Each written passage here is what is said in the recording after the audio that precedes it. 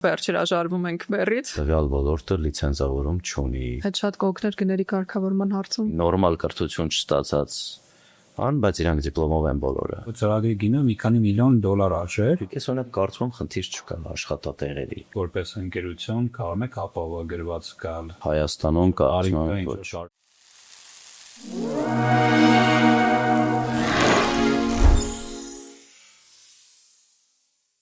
Ողջույն բոլորին, եթերում առաջին էպիզոդն է E-Logi podcast-ի։ Մենք այսօր ունենք հյուր, Հայաստանի լոգիստիկ ոլորտի առաջատար ընկերություններից մեկի հիմնադիր Աշոտ Միրաքյանին։ Աշոտ ջան, ողջույն։ Շնորհակալ եմ, որ ընդունեցիք մեր հրավերը ու այսօր հնարավորություն կունենանք միասին խոսելու ոլորտի խնդիրներից, մարտահրավերներից ու տեսնենք ուր է գնում լոգիստիկայի ապագան։ Շատ շնորհակալ եմ հրավերի համար եւ նաեւ շատ շնորհակալ եմ այս նախաձեռնության համար, որ ոլորտին ուշադրություն է դարձվել եւ հուսով եմ հետաքրքիր զրույց կունենանք։ Ես էլ եմ շնորհակալ ու իմիջայլոց նշեմ, որ առանձնակի շնորհակալ ենք մենք մեր միջոցառմանը E-Logi Fest 25-ին միացած բոլոր ընկերություններին եւ նշեմ, որ Միրատրանս ընկերությունը միջոցառման կարևորագույն մասնակիցներից, առաջատար մասնակիցներից է եղել եւ հիմա ուրախ եմ, որ ավելի մտերմիկ միջավայրում կկարողանանք զրույցը ծավալել, ներկայացնել թե ընկերությունը, թե ընդհանուր ոլորտից խոսել։ Կուզեմ հիմա սկսենք խոսել եւ լսարանին ներկայացնենք, այն լսարանին, ով ավելի պակաս գիտի ինֆորմացիա հենց Միրատրանսի մասին կամ հենց Աշոտ Միրաքյանի մասին, մի փոքր խնդրեմ ներկայացնես ընկերությունը, քեզ ու անցնենք առաջ։ Շատ լավ, փորձեմ հակիրճ ներկայացնեմ։ Ինքս ոլորտում եմ լոգիստիկայի ոլորտում ավելի քան 17 տարի։ Միրատրանս ընկերությունը արդեն մոտենում է իր 15-ամյակին։ Զբաղվում է Միրատրանսը համապարփակ լոգիստիկ լուծումներով, այսինքն սկսած մուլտիմոդալ փոխադրումներից, պայստային ծառայություններից, մաքսային օժանդակությամբ ամբողջ ցիկլը, այսպես ասած, մենք օգնում ենք մեր հաճախորդներին ապահովել։ Դրա ամբողջական միտքը նրանում է, որ հաճախորդը մեզ դիմելով, Միրատրանսին դիմելով, ստանում է մի հատ ամբողջական product եւ ինքը կարիք չունի ոչ մի այլ տեղ մանկալու լուծումներ, խնդիրներ, այսպես ասած։ Հրաշալի, կարծում եմ ցանկացած հայկական ընկերություն միշտ կարիք ունի լոգիստիկայի, այսինքն ունեն պատվերներ, բեռների փոխադրում, արտերկրից Հայաստան, Հայաստանից արտերկիր, ու նմանատիպ համապարփակ լուծում առաջարկող ընկերություններն էլ վստահ են, որ շուկայում շատ չեն ու հնարավորություն կունենան հիմա մեր ունկնդիրները տեսնել թե ում դիմել այդ իրենց բեռները Հայաստան հասցնելու կամ Հայաստանից ուղարկելու համար։ Մի փոքր Աշոտ ջան կպատմես ոնց մտահղացավ առավել եւս 17 տարի առաջ, 15 տարի առաջ մտնել մի ոլորտ, մի երկրում, որ փակ սահմաններ ունենք, ծովի ելք չունենք։ Հա, ինչ տեղի ունեցավ։ Որտեղ սխալվեցի, հա, այսպես ասած, բանակում ծառայությունը ավարտելուց հետո առաջի աշխատատեղը, որտեղ որ անցա աշխատանքի, դա հենց լոգիստիկայի ոլորտն էր, որպես լոգիստիկայի մենեջեր փորձառություն ստացա, դա տևեց մոտ 2 տարի, բավականին հենց սկզբի ամիսներից գործը շատ sense դուր եկավ ինձ, իր այդ drive-ով, իր չվերջացող ստրեսով, չգիտեմ ինչի է դուր գալի, բայց դե հիմա ամեն մեկս էլ ունենք մեր հիվանդ կողմերը, այսպես ասած։ Դրանից հետո մի 2 տարի աշխատելուց հետո արդեն երբ որ զգացի, որ ոլորտը ուր է գնում, ինչքան է ինձ հետաքրքիր, ցանկություն առաջացավ սեփական լուծումները արդեն առաջարկել շուկային, այսինքն սեփական մոտեցումներով հանդես գալ եւ միտքը այդ առաջացավ ընկերություն բացելու, հիմնեցի Միրատրանս ընկերությունը ու այդպես ոնց որ ստացվեց մտնել այս յուրահատուկ ոլորտը, որը որ դեռ ամբողջովին իր պոտենցիալը բացած չի ոչ միայն Հայաստանում, այլ նաև աշխարհում։ Շատ լավ։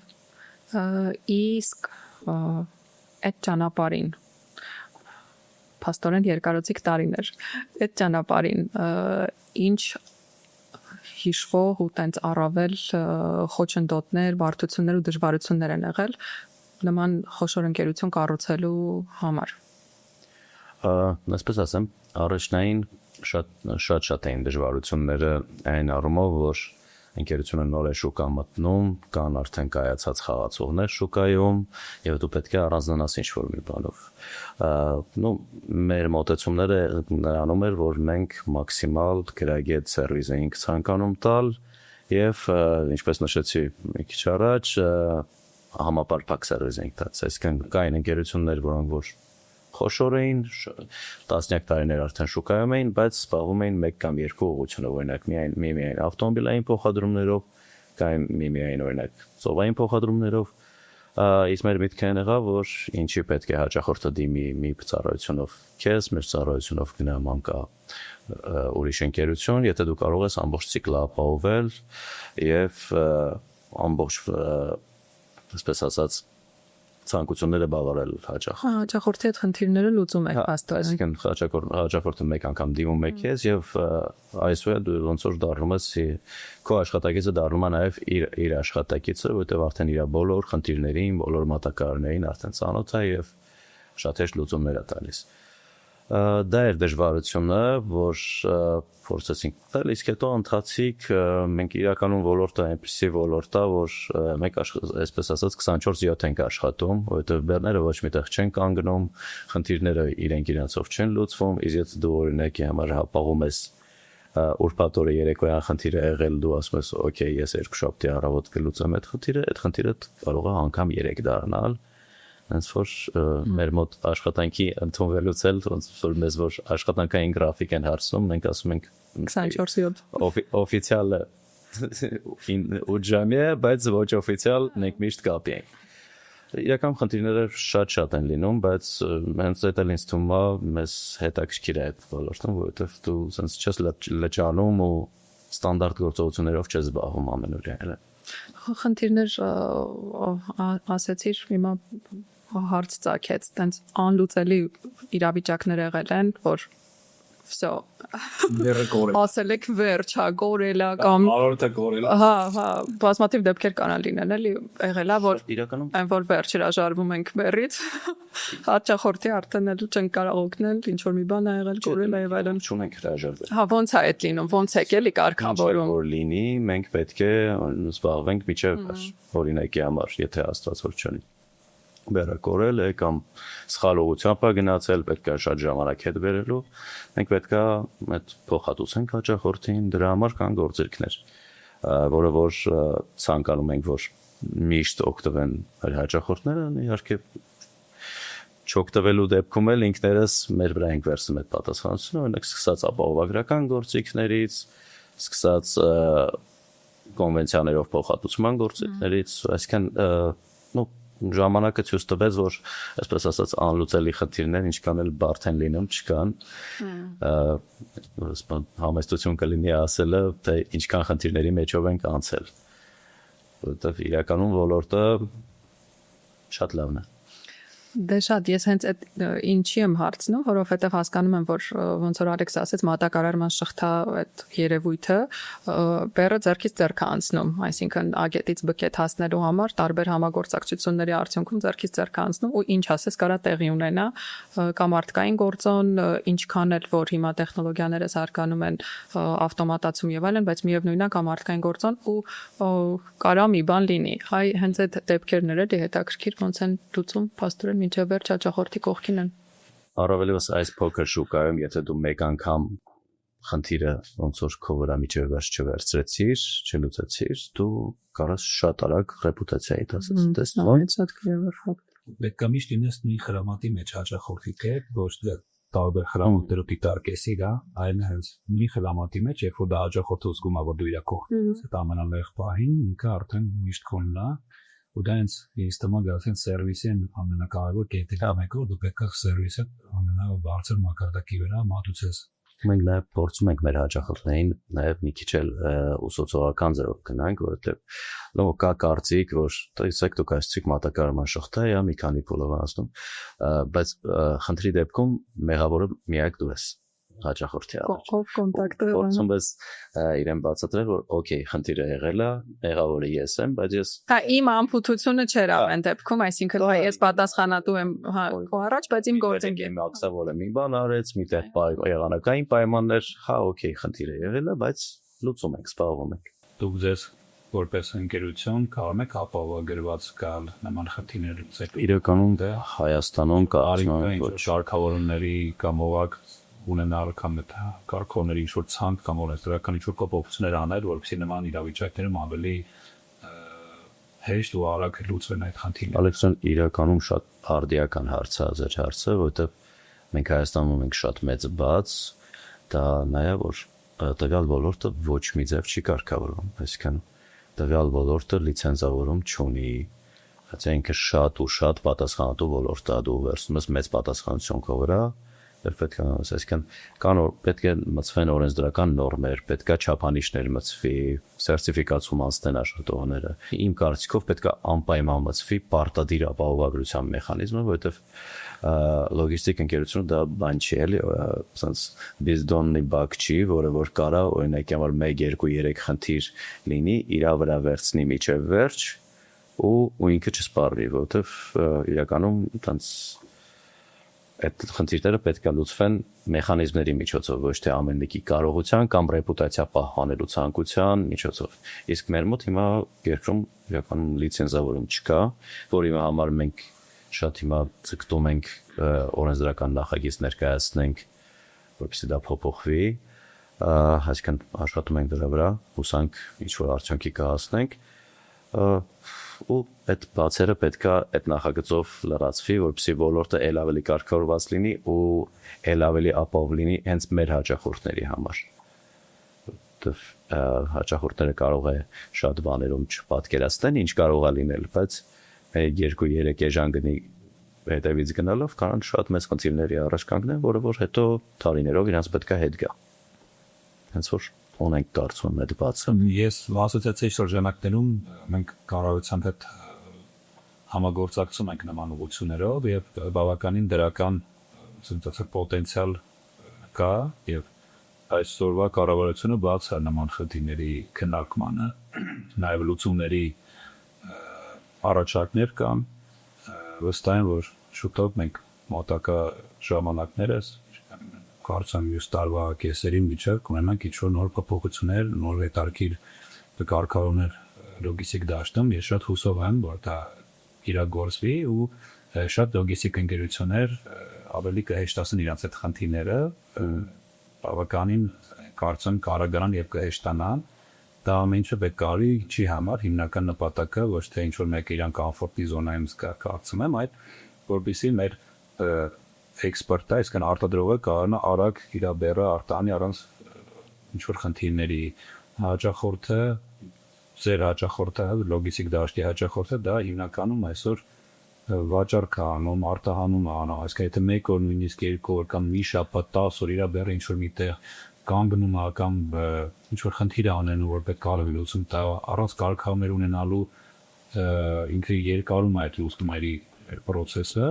մարդը բումար է կորցնում, վնաս է գրում, քարոփչացող բեռ լինի, մի բանջարեղեն լինի,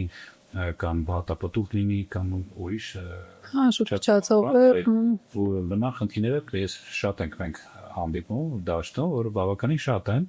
Իրականում շատ կարևոր է դա, որովհետև նաև մենք ունենք հիմա հաստատված արտահանման ռազմավարական պլան կառավարության կողմից, որի շրջանակներում լոգիստիկան պետք է մեծ դեր գրավի եւ պետք է կարգավորված լինի այդ ամեն ինչը։ Աջակցի արտահանմանը։ Այս կոնտեքստում հարց ինչքանով է կարևոր համագործակցությունները միջազգային տարբեր ընկերությունների հետ, որ կարողանանք հայ արտադրողի բեռը հասցնենք իր ցանկացած կետ ու դուրս գա վաճառքի։ Այսպես ասեմ, մենք մեր ընկերությունը 2015 թվականից սկսած միջազգային երկու լոգիստիկ խոշոր ասոցիացիայի անդամակցում, դա մեկը WCA ասոցիացիան է, մեկը JC Trans-ը, երկուսները իրենց մեջ ներառում են 10,000-ից ավել ընկերություններ ամբողջ աշխարհով եւ իրականում դա մեզ օգնում է պաշտպան, այսպես ասած, այդ սերտիֆիկացված, լիցենզավորված, պաշտպանված սերվիս տալ ամբողջ աշխարհով մեկ մեր հաճախորդներին։ Ու նաև բացվում մեր համար շատ ուղիներ։ Այսինքն, եթե մենք ունենք օրինակի համար հիմա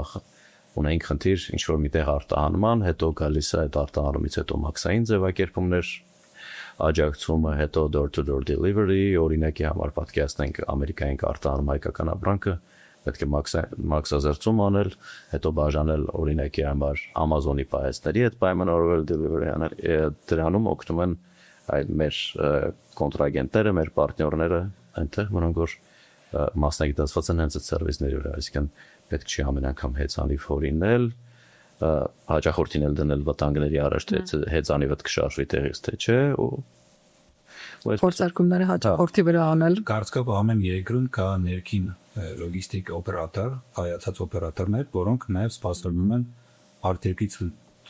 թափանցող իրանց շուկայով օգտվող ընկերություններ եւ բոլորին դա շահավետ է, փող շահավետ է, դուք իշ ներդեմով կարող ես իր պլատֆորման օգտագործելով վերա շուտ հասնել։ Ամեն ձև մեր մոդելին ունենք Հայաստան բեռների գալու դեպքում մենք շատ են դիմում հենց արդեն ներքին սպասարկման ծառայությունները անել, այսպես մաքսազերծել, առաքել, մնացած ամեն բան։ Հիմա շատ ենք խոսում ուզած չուզած ակամայից տեխնոլոգիաներից։ Բեռնափոխադրման ոլորտում, լոգիստիկայի ոլորտում ձեր կտորին բաժին ընկնող թեկուս հատվածի մասին, եթե կոնկրետ խոսենք, որովհետև տեխնոլոգիաներն են շատ լայն։ Ինչ տեխնոլոգիական նորարարություններ են, որ պետք է սկսել կիրառել կամ արդեն իրատրանսնակիրառում կամ կանխատեսում ենք, որ առանց դրա անխուսափելի է լինելու ապագա այդ լոգիստիկ process-ները, գործընթացները կազմակերպելը։ Ну, այսպես ասեմ, միջև այս վերջերս մենք օգտագործում ենք բեռնափոխադրումների կազմակերպման համար պահեստային էլեկտրոնային ծառայությունները, այսինքն warehouse managing systems, եւ նաեւ տրանսպորտային միջոցների կառավարման էլեկտրոնային ավտոմատացման ծառայությունները, որոնցով մեր սեփական բեռնատարներն ենք կառավարում, ուղղությունները այսպես ասած ուղղությունները որոշում, օպտիմալ մարշրուտներ գծում, բայց վերջին երևի 2 տարում AI-ի այս կտրուկ զարգացման հետ մենք հասկացանք, որ մաքսիմալ արագ պետք է վերապրոֆիլավորենք մեր օգտագործող ծրագրերը, որովհետև շատ արագ է հնարավորություններ տալիս եւ շատ արագ փոխվում են տենդենսները, այսինքն այսօրվա դրությամբ դու կարող ես AI-ի միջոցով այնպիսի մի հատ պահեստային ծառայություն ապահովես, գծես, որը որ քեզ մաքսիմալ շատ բենեֆիտներ է տալիս։ Նույնպես AI-ը մենք արդեն սկսել ենք օգտագործել մեր կազմակերպության ներքին շրջանառության մեջ, այսինքն որպես օրինակ մենք ստանում ենք հարցումներ, այդ հարցումները էլեկտրոնային նամակների միջից AI-ի միջոցով արդեն ուղարկվում են համապատասխան մասնագետին, որը որ արդեն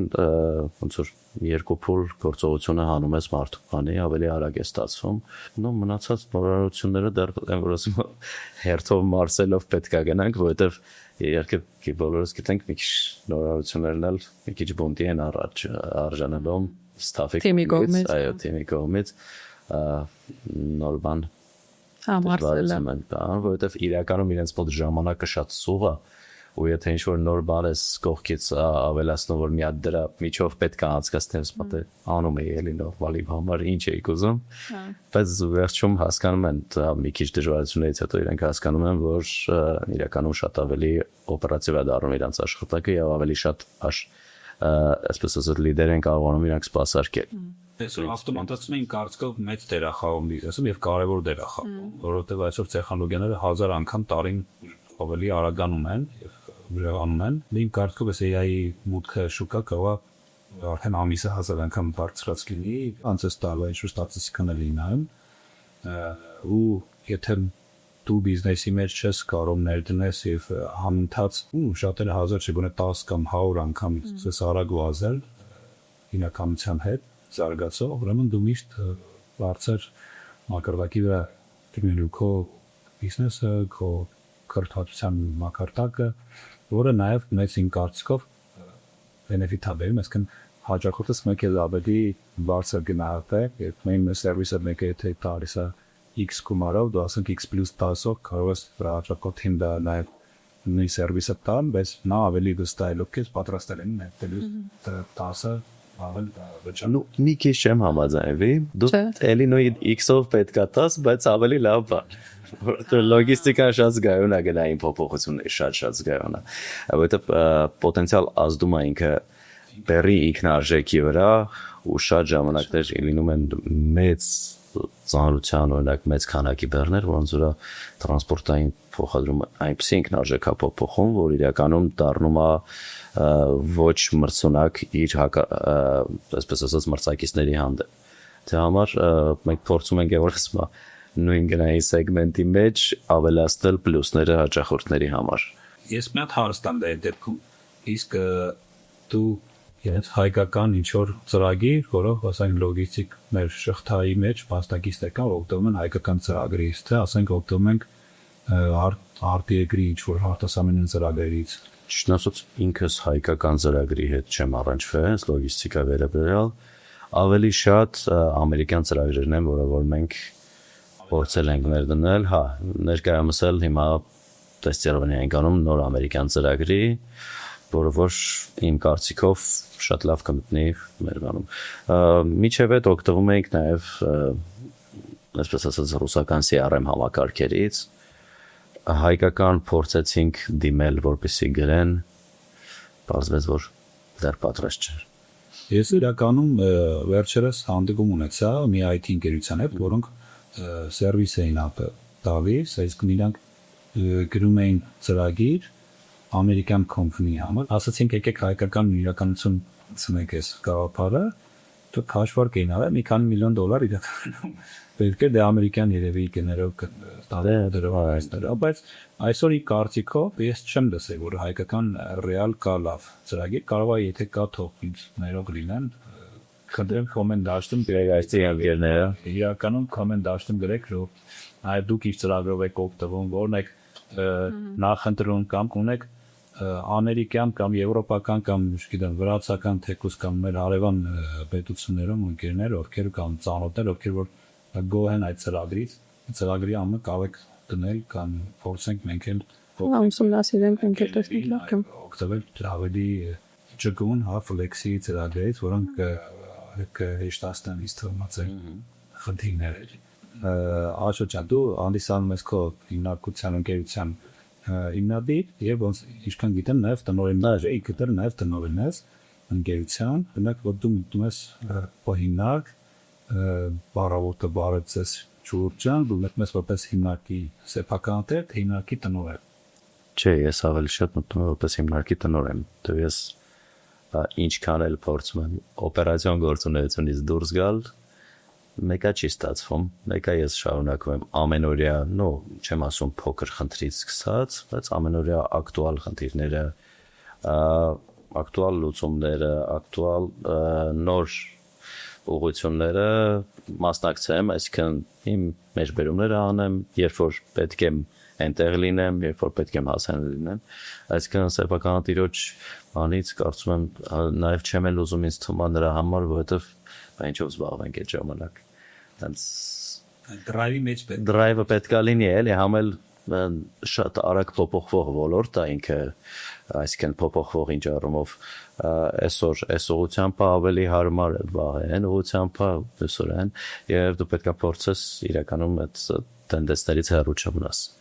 ես ուղղակի նա լավ խորհուրդ եմ ուզում նաեւ փոխանցեմ որ եթե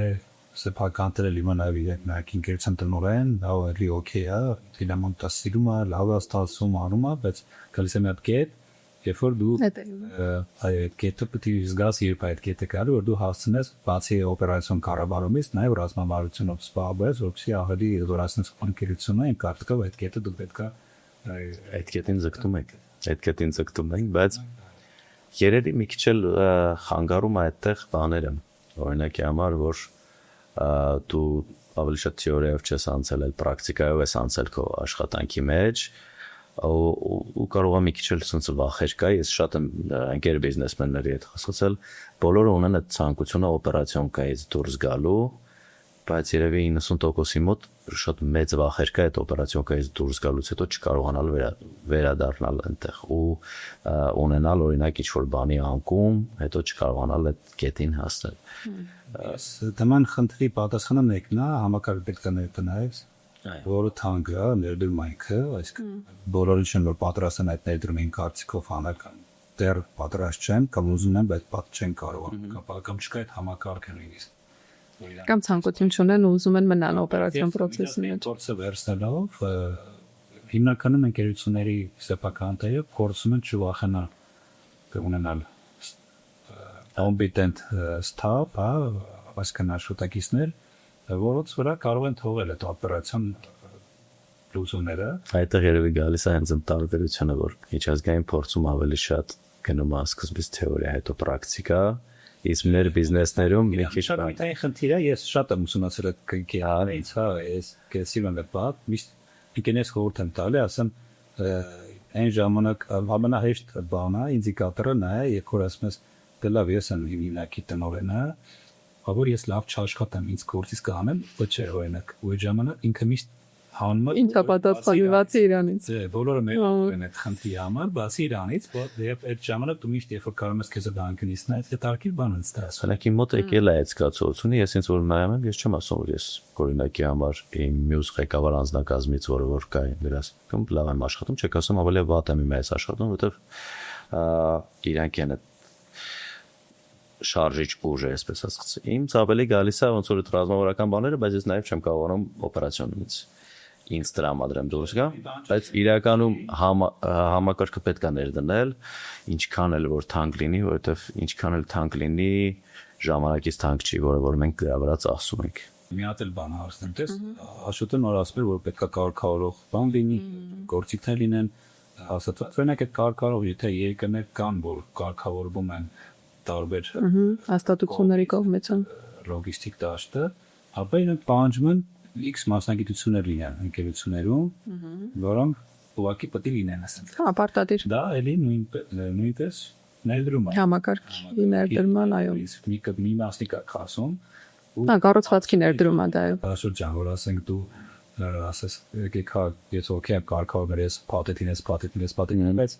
նաև փաթեթը պահանջի, ասենք այսքան պետքա, չգիտեմ, sense կադրեր ունենաս, այս հաստիկներ նոր հաստիկներ ձևավորվեն, որը ես ողջունում եմ, որովհետև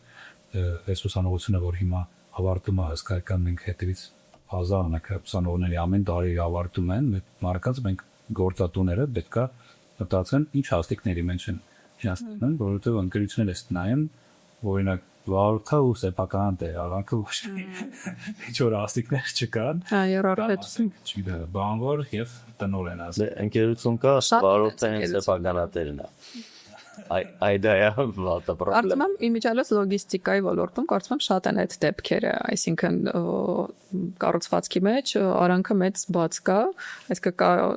հիմնադիր կամ տնօրեն կամ հիմնադիր տնօրենի համատեղություն ու արդեն հենց օպերացիոն, բուն օպերացիոն թիմ։ Ես մի ժամանակ այդ գաղափարը շուրջ շատ էի մտածում, ասում էի, որ նայում է լավ, մենք էլ մեր ժամանակ մեր ընկերները բավականին շատ գաղթեցին, բան հիմա պիստ այդ գաղթը աշխարհում կա, մենակ Հայաստանում բոլոր երկրներում, Ամերիկայից են մարդիկ գաղթում այլ երկրներ աշխատանքի բան աշխատում, որտեղ իրենց կոմֆորտ զոնա է ասում, մարդիկ դա իրենց իրավունքն է բոլորի, բայց նայում ես ասում ես լավ, ինչ է հենց ճայել տարիքի ավելի ակտիվ հատված էլի իշ դուրս որտեղ իրանք շտաբ հաստիկները չեն գտնում կարծիքով ընկերություններում դասեն եթե նայում ես պետք է ավարտեմ ինստիտուտ կամ մագիստրատուրա ավարտեմ ասպիրանտուրա ավարտեմ գնան ինչ-որ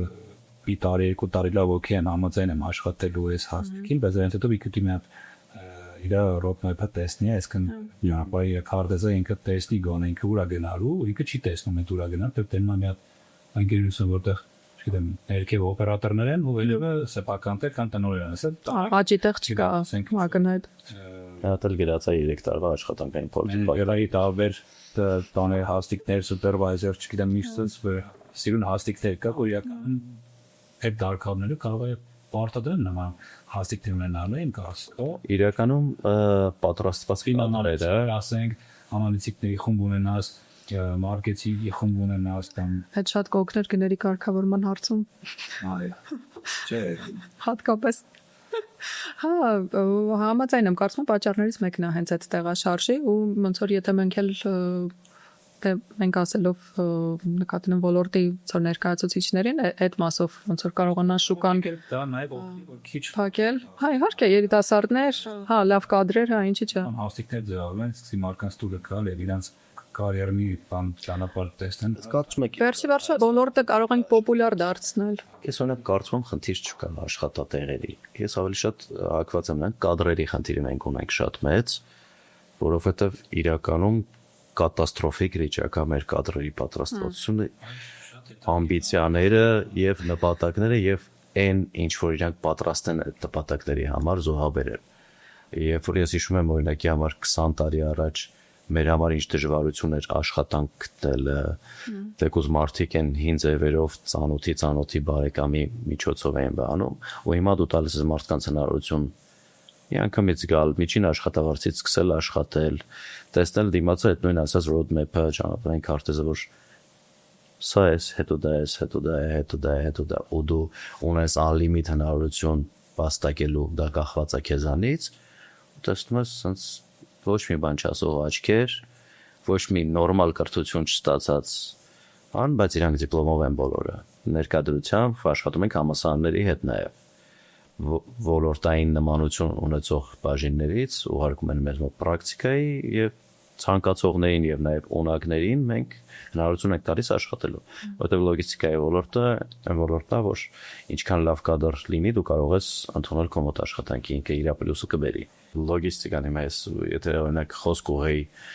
ուսանողությանը, լոգիստիկան դա այն ոլորտն է, որը որ